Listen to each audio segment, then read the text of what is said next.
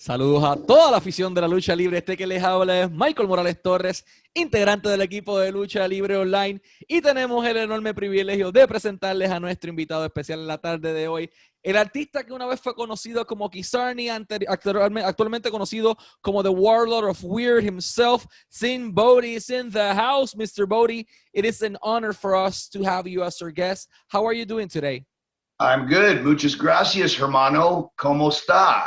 Todo muy bien acá en Puerto Rico, and I forgot that you actually went to Mexico and Puerto Rico, and that you speak a little bit of Spanish, correct?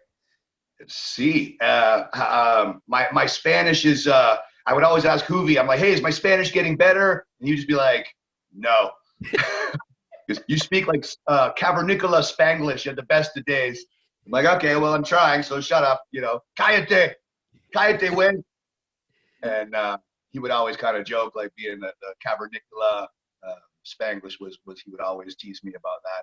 But it was actually Hoovy that he told me that when I was first coming to Mexico, he said the Warlord of Weird just for word doesn't really translate so well.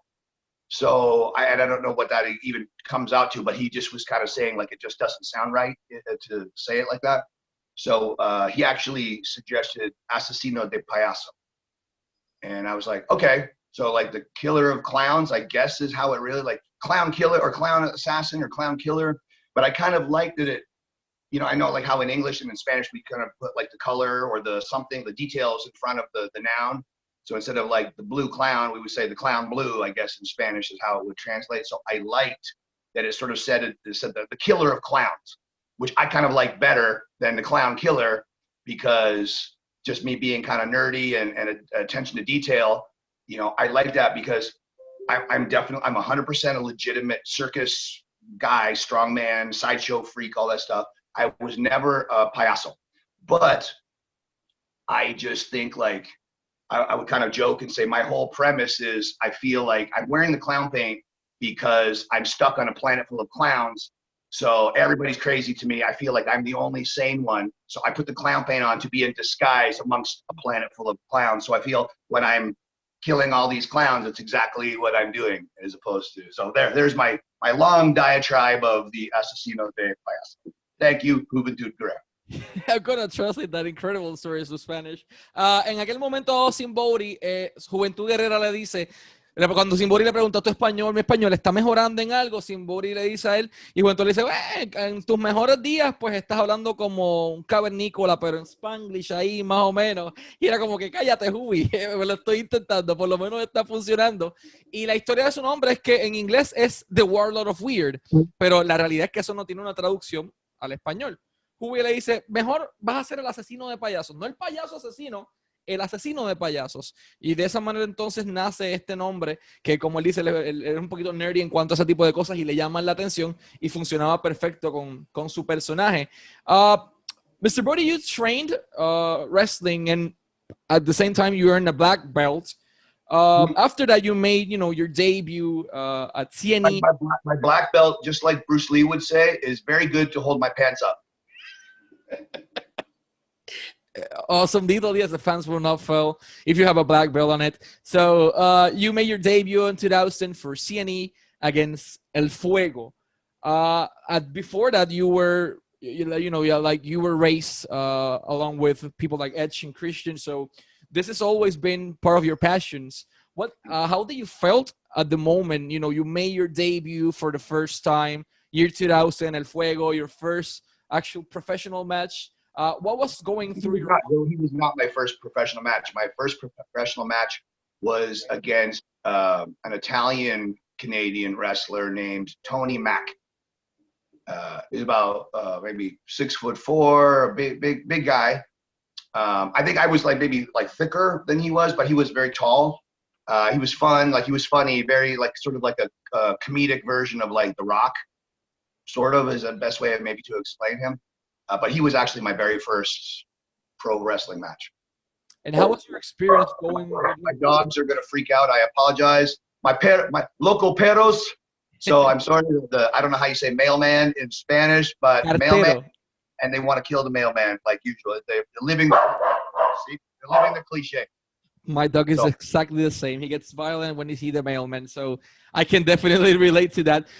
So that was your first match. How do you feel at that moment? You know, getting inside the ring for the first time as a professional wrestler.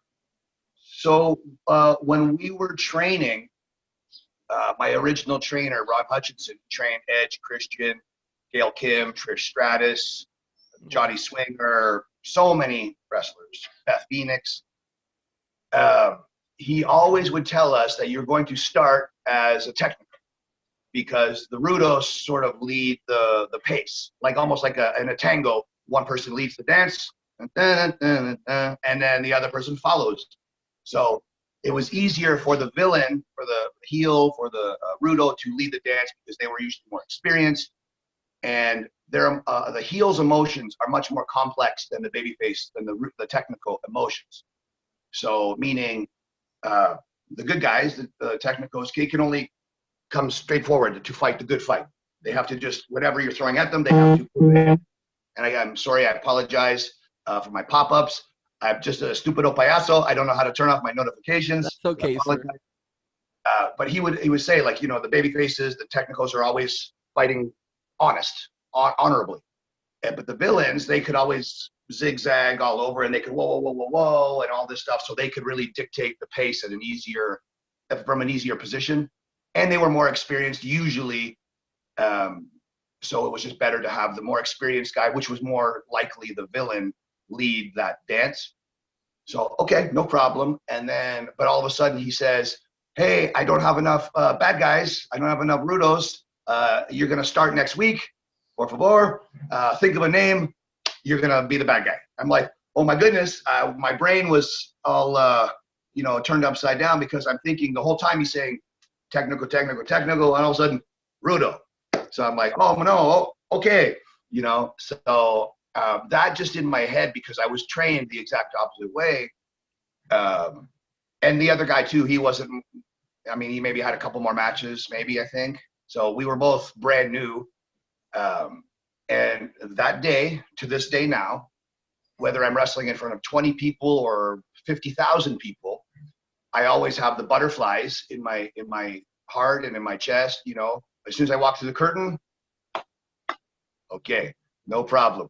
And then, so it's good fuel. If you can put the butterflies in the gas tank, but you put the cap on very tight, brilliant fuel, amazing fuel. But if you don't do that, then it will burn you up, and then you'll make mistakes, and you can get injured, and all this stuff. So from that very first day to this day, I always am very passionate and very aware of what's going on. I'm never the wrestler that gets too excited. Oh, sorry, I got excited and I didn't mean to hurt you. I'm very, very cautious about performing because I think whether we do scary stuff, funny stuff, high-flying technical stuff, anything, kicking and punching, whatever, I think it is our job to entertain the fans however we need to do it. It is our job not to do suplexes or punches or steel chairs or whatever. It is our job to facilitate smiles on faces. I'm going to translate that to Spanish. En aquel momento dado, su lucha fue contra un luchador italoamericano y su entrenador, que fue la misma persona que entrenó a Gail Kim, a Trish Stratus, a Beth Phoenix, a Edge, a Christian, a Johnny Swinger, a muchas personas. Siempre lo entrenó para ser técnico, para ser un babyface en aquel momento dado. Y pues el babyface entraba de una manera siempre fuerte, siempre con los puños al frente, y el rudo era como que siempre tenía la oportunidad de zigzaguear, de echarse para atrás. Pues fue entrenado como babyface. Y una semana antes de debutar le dice, tengo muchos babyface, pero no tengo rudo, tú vas a ser rudo. Era como que, ok, sí, vamos para encima. Y menciona que hay una sensación bien importante que debes sentir antes de cada una de las luchas, y son esas mariposas, esas butterflies en el estómago. Ese es el fuel, esa es la gasolina que tú necesitas para poder continuar constantemente. Y sea ante 50,000 personas o ante 20 personas, no importa. Lo importante es que esa gasolina causada por esas mariposas que te sientas en el estómago te lleven a dar lo mejor de ti. Cuando no tengas esa sensación, entonces las cosas pues, pueden no salir de la mejor manera, como ha ocurrido a muchos de los talentos. So you I didn't understand a single word you said, but it sounded sexy. Thank you. You've done multiple things. I would just tell you very quickly, I speak in very like a lot of metaphors because I want to paint those pictures, but I understand that when you're translating, maybe some of my metaphors maybe don't translate so well. So please, like, obviously feel free to, you're understanding what I'm saying. So please, however you think is best to explain is fine with me. Perfect. At least these ones work perfectly, because in Spanish we had the same term of the las mariposas en el estómago, or the butterflies in the bellies and everything. Oh, perfect. If you understood that. Even the same Juvi, he would say something and I would say entiendo, where I would say no entiendo, but I would play like Nintendo. I'm like, no Nintendo. And he's just like, oh, puto. And I thought you were understanding, damn it. I would do that even in the crowds. Like the crowds would laugh. Like I would be a rudo and I would hit the technico and they would go boo. And they would say something and I go, oh, I close my ears and I'd say, no Nintendo. And they would all laugh. And, they would get up. Yeah, everyone loves the clown. Let's talk about that point specifically. I mean, you've done so many things during your career. You actually wrestled in TNA for a while, back in 2003.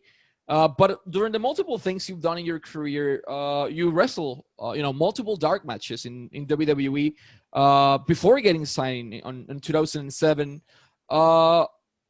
We all remember that gimmick or that character name, Kizarny and the vignettes and everything that was like, okay, this guy is going to be the next thing. This is going to be hot as hell. So, who came with the idea of creating this Kizarny persona in WWE? So when I had my meeting with Vince McMahon, we sat down one-on-one and we were talking and we're getting to know each other. He's finding out like what I do and what I can do. And so I am a legitimate circus strongman, sideshow performer. Like I can do all like, not all, but many circus tricks, like some pretty crazy stuff, And so I was explaining that to him, and I never ever used the words carnival. I always would say circus, sideshow, freak show. But when I explained it to him, I used the word carnival just because pro wrestling and the carnival, pro wrestling was born in the carnival. So I was just using terms, and I knew that a little birdie or two had told me that he likes the sideshow stuff. He thought it was interesting. So when I had the opportunity to do it, I thought, hey, this might help get me that spot in WWE at some point. So I explained it to him, carnival. Okay. So and he was very happy, and we got along great.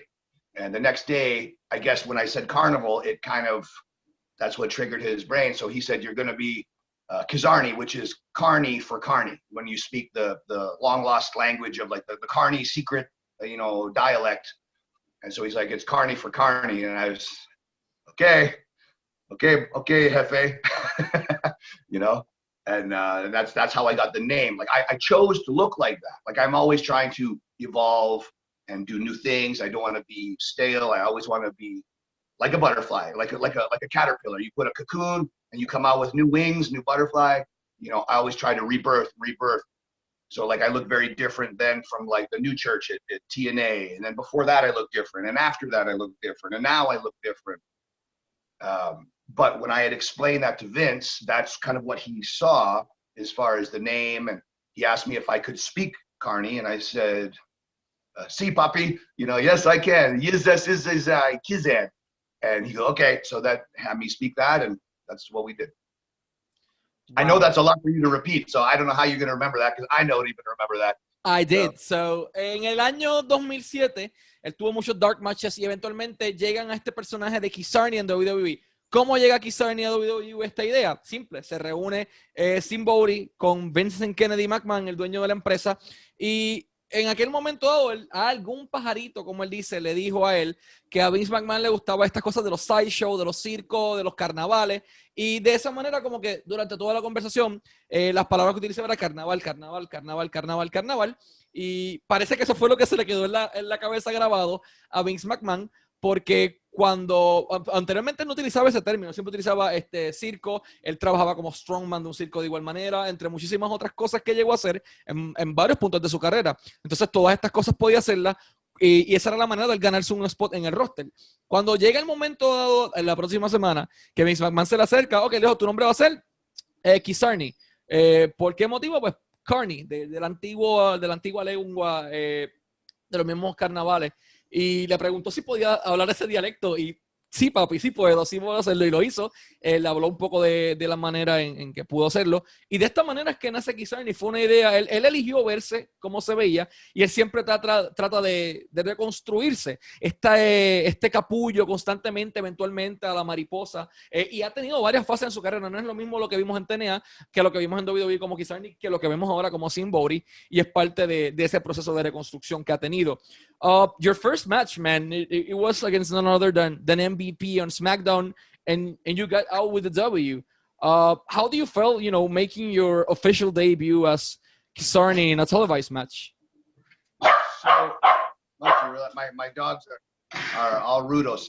So my little Nina, my Diablita Nina just walked into the door, and there. So, and now my esposa too, and they're gonna bark.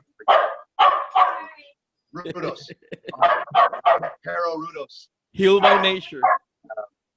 So sorry, please ask me the question again. All the dogs jumping and everything. Of course. You made your debut. Cállate, pero. Por favor. Okay. So you made your debut against MVP on SmackDown. That was the first televised match for Kizarny as a gimmick, and you got out with the W.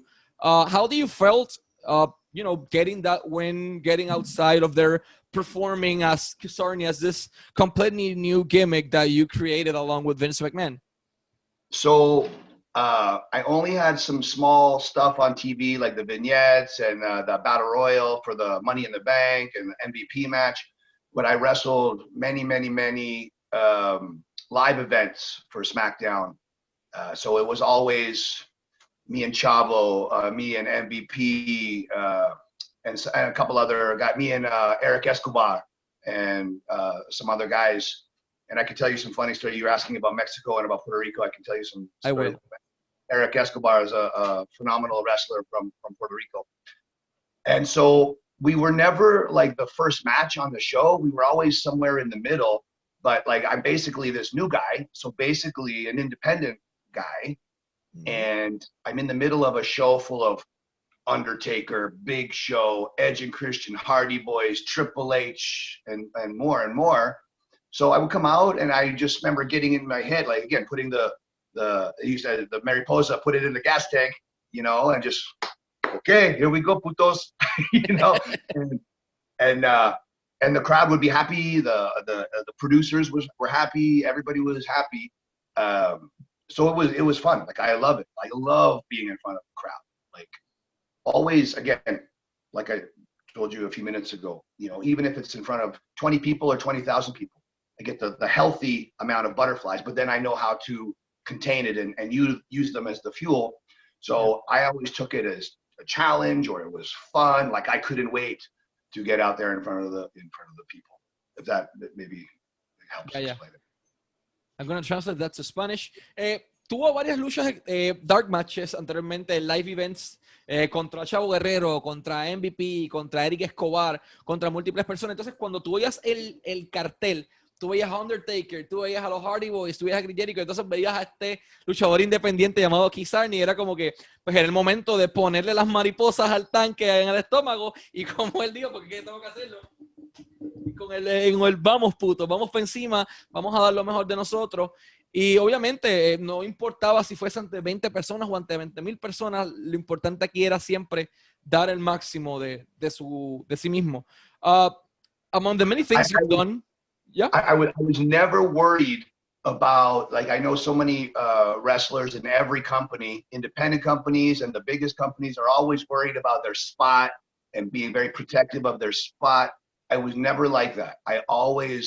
I would take the challenge for what it was. So if I'm on a show full of Undertaker and Triple H and Hardy Boys and all these guys, I wouldn't think, okay, well, I just need to be this small thing on the show and I have to protect my spot, or younger guys were asking me questions about things. I was never I was always open to explain or help, because I thought if WWE hired me, it was because they trusted that I would help make that show money. That's why every performer is there, to be, you know, a product to sell to the audience. And so I felt never to be protective of my spot. I always thought I'm part of the bigger picture. So I was always very open. And I mean, I never ever got in trouble. Like, I was always friendly. I was always nice. The only time I would ever get barked at would be, I would spend so much time outside with the fans. Like when we walk in from our rental cars and walking into the buildings, some guys were nice to the fans. Some guys would ignore the fans, which I never understood. Some guys were mean to the fans, which I never understood. But I would go and play with the fans, and we'd take photos, and through the fences, I would sign the pictures, and I would stand against the fence with everybody with the hands like through the walls, like the fences, you know, we'd take photos. And I would stay out there for as long as there was people out there. And then, you know, maybe the producer, you know, Arn Anderson or a Dean Malenko or IRS or somebody would come on, hey, come on, puto, let's go. You know, we have to get to work, you know. But I was always like friendly with the fans. I was always friendly with the wrestlers, friendly with the producers. So, because I love pro wrestling, you know, all forms of Lucha Libre, you know, how you say, my corazón, you know. So always. So I think like they appreciated my energy and my passion, because I was there to put smiles on faces. I wasn't there to protect my spot. I have a spot. So now I'm going to make sure my spot is as good as I can make it.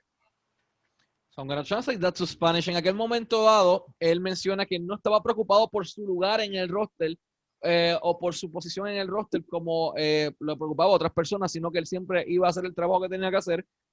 Nunca tuvo ese problema, e incluso siempre fue humilde, siempre trabajó sin ningún problema de ego ni nada, que tal vez lo único que hacía distinto era que a veces pasaba todo el tiempo con los fanáticos a la parte de afuera y firmaba autógrafos y se tomaba fotos y le pegaba así la cara a la verja para jugar con los fanáticos y dejarse llevar. Y era como que hay veces que pasaba demasiado tiempo con los fanáticos, había luchadores que los ignoraban, había luchadores que los trataban mal, había luchadores que se lo unían, pero que él entendía que nunca entendía por qué motivo los trataban mal. Y hasta que pues eventualmente él se quedaba ahí tratando de firmar todo y tomarla a todos los fanáticos, hasta que llegaba algún productor como Anderson, como Dean Malenko o como ayer, se decía, ok, vente, vámonos, que ya nos toca llegar al momento de la lucha. You made your debut in Puerto Rico for WWC, Carlos Colon's company. After you were released by the WWE, you wrestled here Rey Gonzalez, which is like a Puerto Rican legend. Full Sure. house, I believe, in Bayamón, Puerto Rico. Everyone was so into that match. I remember Gonzalez came through the curtain. You didn't wait. I was actually in that match. You went down the ring and you approached him. You threw the first punch. Gonzalez blocked him and he punched you. And then the sell you did, immediately the crowd exploded and it was like, whoa! And Kizarny at that point was like, oh my freaking, I saw your face, you know, meeting the Puerto Rican fans for the first time. And it was magical. It was a magical experience at that moment. That was your experience working there. Muchas gracias. Such a fun experience. And I will say shamelessly right now, I will love to wrestle more in Puerto Rico. The crowd was the craziest crowd. Like, I love different cities and different countries for different reasons. But to me, that was the most local crowd. All the Puerto Rican fans, loco de la cabeza, perfecto. I like it. So years ago, I wrestled as a tag team with Vampiro. We were technicals for wrestling for IWA. IWA. And so, but I was much more inexperienced, and we were the technicals. So again, sorry for the pop-ups. Stupid. No need to apologize, sir. My notification. So I apologize. In those matches, we did a few matches. But I was the technical, so I know even though we were the scary guys, I appreciate that the fans, they like the scary, like the Las Muertes kind of style, you know, they're respectful and spiritual, so they like it, okay. But then coming back this time to wrestle Rey as the Rudo, I knew, and again, I know the fans are crazy. gracias, perfect, I like it. But I knew I have to be kind of one step ahead, and I have to kind of get into their head. So I think when I came out and I ran, like how there's no audience on the floor, and I ran into the bleachers where the fans were, and they were like, what the heck, you know? And I jumped, and they, oh, puto, you know, and then I squirt them with the water gun and laughing. So they're like, this payaso is local, you know? So, okay. And then, like you're talking about how to sell in the matches or how to fight in the matches. I mean, well, first off, Ray is, like you said, leyenda, right? Awesome. So it makes my job as the bad guy easy. So they love him, they hate me. They hate me, they love him. The more they hate me, and even the more they love him. And it's like a circle, you know? It's so fun. I love it. Puerto Rico, magical. I remember both, when I tagged with Vampiro years before, and then this time too, like I remember being in the arenas, like in San Juan and like Bayamon, and when I could hear the fans, like how you said, the punch and the wah, I could hear walking in the back with the small windows, with the bars and the windows, and the people were cheering so loud that the dust was like the echo, the reverberation, however you say, was like making the dust come down. Like you could hear like, wow, wow. And I'm standing in the back going, okay, perfecto, I love it. And when I went out, it just made it amazing, like awesome energy from the people, makes it easy for me. I'm gonna translate that to Spanish. En aquel momento dado, posterior a su salida de WWE. I'm sorry, I know that's a lot to remember. No, it is perfect. En aquel momento dado, en el 2009, él ya había luchado antes con IWA, con Vampiro Canadiense en pareja, pero había venido como técnico, mucho menos experiencia. Pero cuando llega a IWA, discúlpame, a WWE en el 2009, se enfrenta a Rey González Senior, o sea, una leyenda acá en Puerto Rico. Y yo recuerdo cuando él se baja del cuadrilátero, que lanzan el primer puño, el público estalla y hacen el ¡guau! Pero entonces él dice que obviamente la experiencia fue positiva, él quiere venir a Puerto Rico nuevamente a luchar, pero en aquel momento dado, él se va a la parte de atrás cuando llega a Bayamón, a San Juan, a las diferentes arenas, y se pone a ver por las ventanitas. Y cuando el público estaba gritando tan fuerte que el polvo estaba bajando del techo por el eco y la vibración que hacían ellos, dice que los fanáticos de Puerto Rico están locos de la cabeza, están locos, pero es que sí es cierto, son apasionados, son metidos en esto y que le gustan ese tipo de públicos, entre muchísimas otras cosas. Let's take a plane and go to Mexico. You wrestled there for a while. You were extremely popular in Mexico. I believe you were in Monterrey, in Tijuana. In Tijuana with the Crash, among other places. How was, your experience wrestling in Mexico in front of the audience? Oh, I love it. So I think so many Americans or just the American style, whether American, Canadian, UK, I don't think a lot of them understand the psychologia of Lucha Libre, and they complain. And I think also same the other way too, but I love it all. Like I would always be so respectful of the culture. And I think like in Mexico, the fans were so amazing because it's Lucha Libre is so special. Like I said, I think sometimes, no disrespect to some American fans or Canadian fans or something, but sometimes they're rude or mean, or there's wrestling, whatever. But the excuse me, the Mexican fans or the Puerto Rican fans were always foto por favor, señor. They were all so sweet and respectful and nice. And I was laughing because Hoovy would even laugh. Like I'm wearing the payaso paint and people are handing me the babies. Like, here, take a photo with my baby. I'm like, me? This is my comida? No comida. And just having fun, just being silly, and so the fans were always just amazing, just so amazing. And the culture is beautiful. And even like going through the airports and seeing like, you see the religious statues, and then you see, soccer, the religious stuff, and lucha. Always like the mascaras everywhere. I'm like, awesome, perfect. And I spent a lot of time in Mexico City and for IWRG in Naucalpan. I know I can't say the name very correct. So yeah, you I'm did. sorry. Naucalpan, Arena Naucalpan, you did. And so always so a lot of time I would stay in Naucalpan. And I think even without the paint, I would stand out like a sore thumb, you know? So I would walk in the market and they would, oh, hey, payaso, hey. And they would, you know, maybe some food, or they'd say, foto, por favor. And they accepted me to be there like local. Like I was almost like a local technico diablo, you know, like, oh, because I was so tall and just, you know, crazy looking, like with or without the paint. They knew, oh, payaso. Even I remember Felino, who's my hermano. We're walking into Arena Mexico together, and so many people swarm Felino because he's a leyenda, and they say photo, and then at the same time like, oh, payaso, photo, and Felino just would laugh. He'd go, what the heck?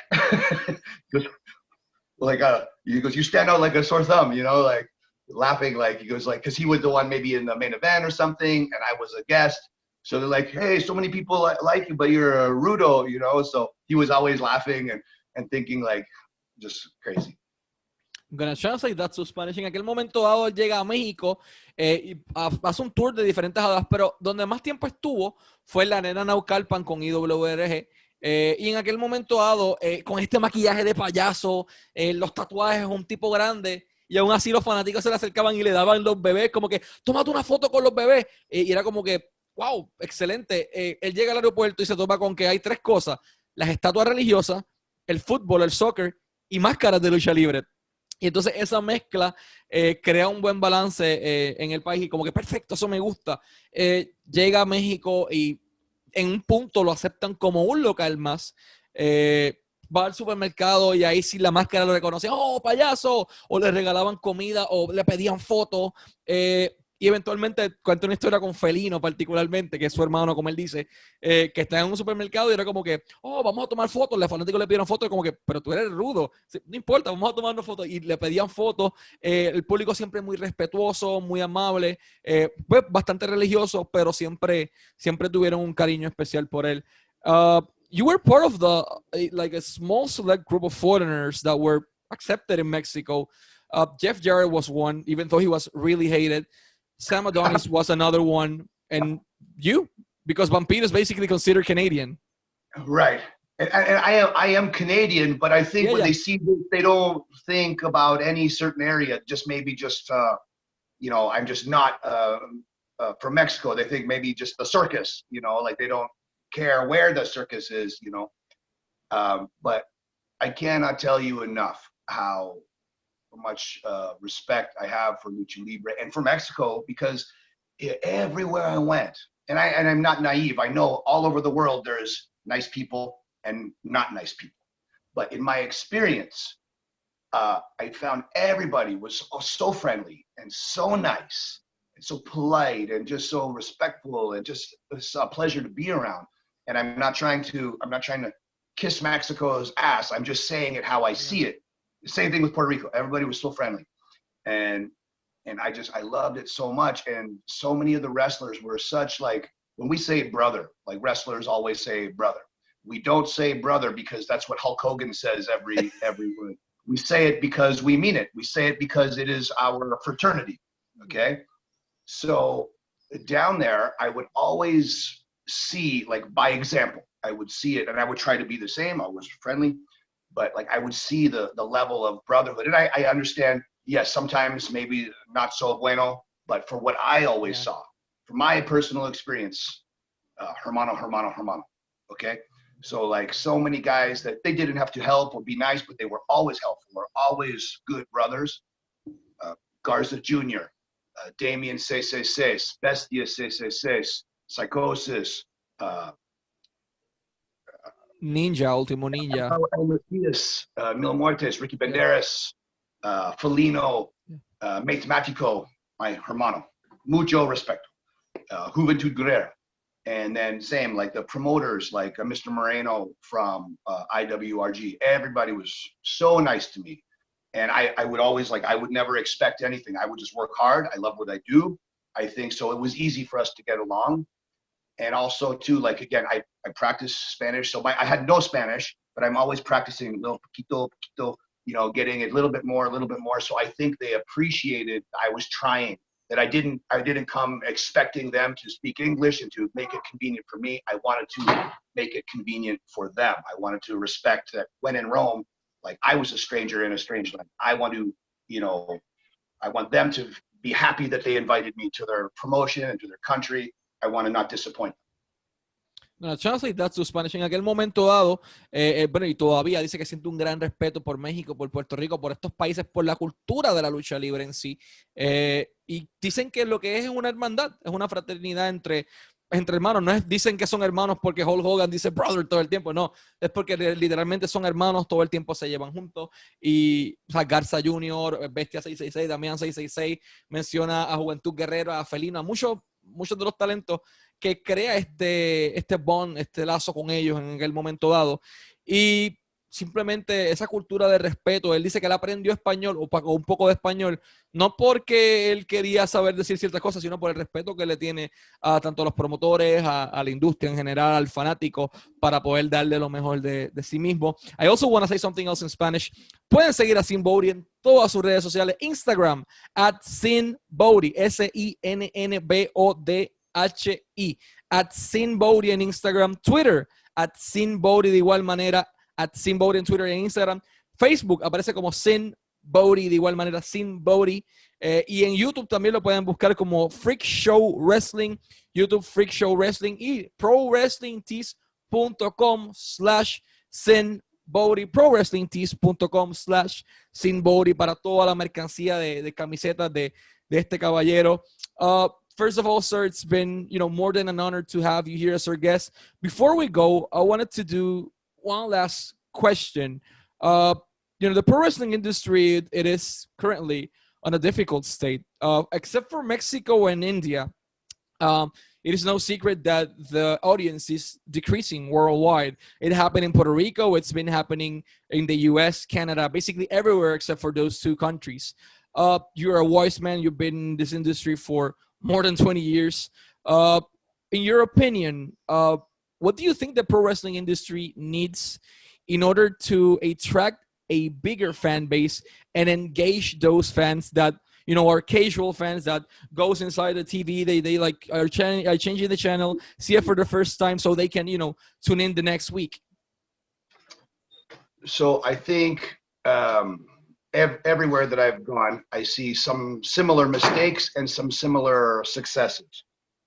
I think sometimes younger wrestlers, when they're watching and they're perceiving things a certain way, and there's not enough experienced wrestlers that will help explain or give the knowledge. I think when there's a breach in communication, then nobody is learning, and it makes the industry suffer.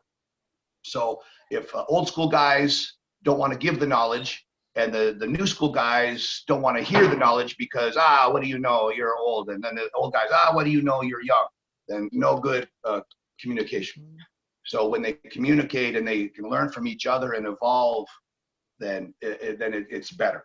So I think sometimes when the young guys, they see this guy or this girl do some cool move and then they copy it, but they take it out of context. Whereas if they learn to tell the stories, everybody, you don't have to be a wrestling fan to enjoy a good story of good versus evil. A movie, TV show, comic book, cartoon, a song, a wrestling match. Everybody can enjoy a good story of good and evil, good versus evil. That's exactly what the wrestling match is. So if the wrestlers, I think, in my opinion, all the cool moves, all the detalles, the big spots, whatever, no problem, great. But if we use the moves and the characters and the máscaras and everything, if we use that to tell the good stories, okay. We don't, the wrestlers are sometimes by accident working for the spots, but the spots need to work for the wrestlers. The spots need to help the wrestlers tell the good stories. If they're just doing the spots, just because, then the emotion's not so good. Does that make sense? I hope I maybe articulating Yeah, that right for no, you. no, it did. So I'm going to translate this to Spanish. ¿Qué necesita la industria de la lucha libre para atraer más personas? Lo primero, que el talento joven escuche al talento experimentado y que el talento experimentado escuche al talento joven, porque si no se escucha como que, tú eres muy joven, ¿qué vas a saber tú? Tú eres muy viejo, ¿qué vas a saber tú? Crea este roce y entonces, ¿de qué manera se pasa el conocimiento si ninguno de los dos quieren escucharlo para ayudar a que esta industria evolucione? En adición, mencioné algo muy importante y es esa historia del good guy y el bad guy, esa historia del bien y el mal, tiene que construirse. Esa historia es lo que engancha al fanático. Y tercero, que es lo más importante que él menciona, el luchador está trabajando para los spots. No, los spots están trabajando para ayudar al luchador. Y eso es un error porque el luchador debe trabajar para que esos spots lo hagan a él lucir bien y caigan con su personaje. No trabajar para hacer esos spots porque simplemente esos son los spots y hay que hacerlo. Es la manera perfecta y de crear, digámoslo así, este balance para volver a retomar ese punto de la industria que perdimos. Por último, Instagram, @SinBody, Twitter, @SinBody, Facebook, SinBody, ProWrestlingTees.com/SinBody y de igual manera, Freak Show Wrestling en su canal de YouTube. Mr. Bodie, thank you so much for your time and for sharing your wisdom with us today. Well, thank you. Let me tell you one example, and let me finish with one story that I think is very important for brotherhood, for hermano, being a hermano in Libre. So again, like what I mean by the spots and the emotions, it's like you don't, any fan or even a wrestler as a fan, you watch a movie and it's good or it's not good. It's how the fans watch the show. Like nobody, I remember even in Mexico hearing, no, the fans expect the certain spots. No, they don't. They expect the good guy to prevail and the bad guy to get defeated, like every good story. You don't care what spots Luke Skywalker does to Darth Vader. You care about good and evil. So if you want to tell that, and then I will finish with just a good story of brotherhood between both Mexico and Puerto Rico. Awesome. Él menciona que referente al spot y a los luchadores, y es la historia perfecta. La gente le importa que el bien le gane al mal, que el tipo bueno le gane al malo. No le importa cuántos spots hagan en el transcurso. El ejemplo perfecto. La gente no le importan los spots o la cantidad de spots que haya entre Luke Skywalker y Darth Vader. Ellos simplemente quieren ver a Darth Vader derrotado completamente y eso es parte de la misma psicología de la industria. You can continue, sir. The thing I wanted to maybe finish with was, again, just to preach about brotherhood for Lucha Libre. When I was in Mexico, and a good friend of mine, a luchador from Puerto Rico, Cuervo de Puerto Rico. Yeah. Okay. On his last day of the tour, he was injured by a wrestler who was no bueno. No. I don't say his name out loud because I feel that he doesn't deserve a wrestling name, the Rudo that injured Cuervo. Yeah. I think he is a gordo carbarde, puto grande. And I think Cuervo, numero uno, mucho respeto. And he's a father, he is a husband, and he was very badly injured because of some other wrestler that was no good.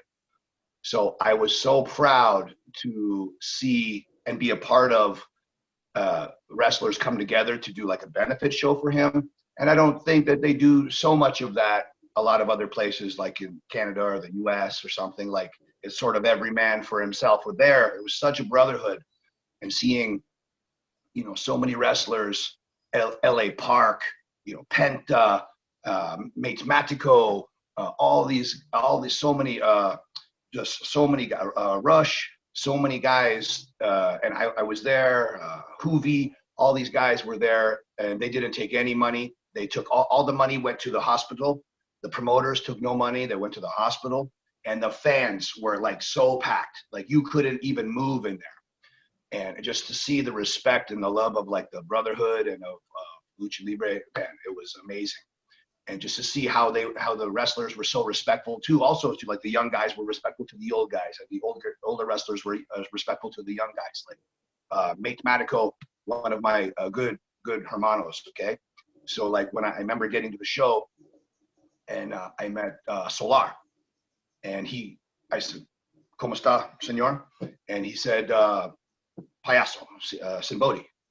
See, And he goes, you are hermanos with Matemático. I said, sí. He goes, we are hermanos. So he was, I mean, he's a leyenda, you know, so I was so flattered that he would trust me because Matemático trusted me. And then combo with all the wrestlers coming together to help, again, Mexican wrestlers helping a Puerto Rican wrestler, because we're all brothers. And I thought that was amazing. And I think for the Rudo that hurt Cuervo, who I will not say his name because he has no name, it doesn't deserve it. I will say shame on that guy for disrespecting Lucha Libre and disrespecting hermanos. I'm going to translate that to Spanish, and it's an incredible story.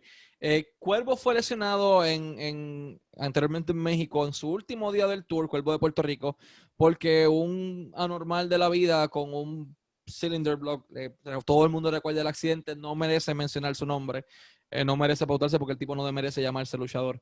Y Bori coincide con eso, no merece un nombre. Entonces, ver a todo el mundo, pues, ayudar a ese padre de familia, a ese esposo, a ese puertorriqueño, ese compañero, a ese hermano de la industria. En ese evento estuvo Penta, estuvo Elia Park, estuvo Juventud Guerrera, estuvo Simbori, hubo muchas personas que estaban allí y nadie cobró un centavo. Los promotores no cobraron un centavo, todo fue directamente para pagar la deuda o abonar la deuda del hospital. Y no cabía un alma, todo el mundo estaba ahí pegado uno al otro.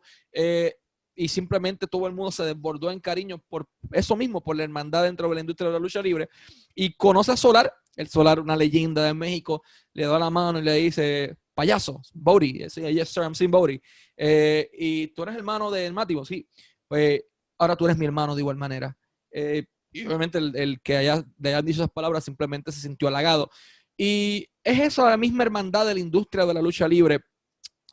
No tan solo en México o en Puerto Rico, en el mundo entero, que crea esta, valga la redundancia, hermandad, y todo el mundo está constantemente velando el uno por el otro, y es algo muy bonito. As mentioned, sir, thank you for the stories, for sharing your wisdom. Always wishing you success in all your projects and in all your things you wish to do in life besides pro wrestling. I mean, your personal life with your family and everything. Always the best of luck and success. And thank you so much for your time. Gracias. Hopefully when the planet, maybe is just a little bit more sane and we can travel and safe and everybody, I'm ready to travel anywhere. I'm ready to go. But when the restriction protocols and everything for traveling is easier, I want to come back to Mexico. I want to come back to Puerto Rico. And I have, like, I saw the match that you mentioned about me and Ray. I saw on YouTube that it's like a very old, like a grainy, like the film is no good. Like it's not the best quality. Yeah, the quality. But if somebody has a good quality, I would love to see it. So if you ever have any of your fans that have that, I would love to see that, because that was very fun for me, and that was such a fun adventure, and all the guys were so great. And I do when we are allowed to travel and wrestle more, por favor. And we would love all of us to see you here in Puerto Rico or in Mexico. So to all the promoters, a todos los promotores, simplemente vayan a las redes sociales, Facebook, Simbody, Twitter @Simbody, Instagram @Simbody, y ahí simplemente envíen un DM, envíen un mensaje directo y ahí pueden contactarlo. Este caballero es un talento más. Estuvo en WWE, estuvo en TNA, estuvo en Puerto Rico, estuvo en México, un talento a más del mundo. Simbody, esperamos poder tenerlo de regreso en Puerto Rico. Man, let's hope to see you in Puerto Rico and in Mexico soon. And as mentioned, thank you so much for your time, sir. Muchas gracias, amigo. Gracias a ti.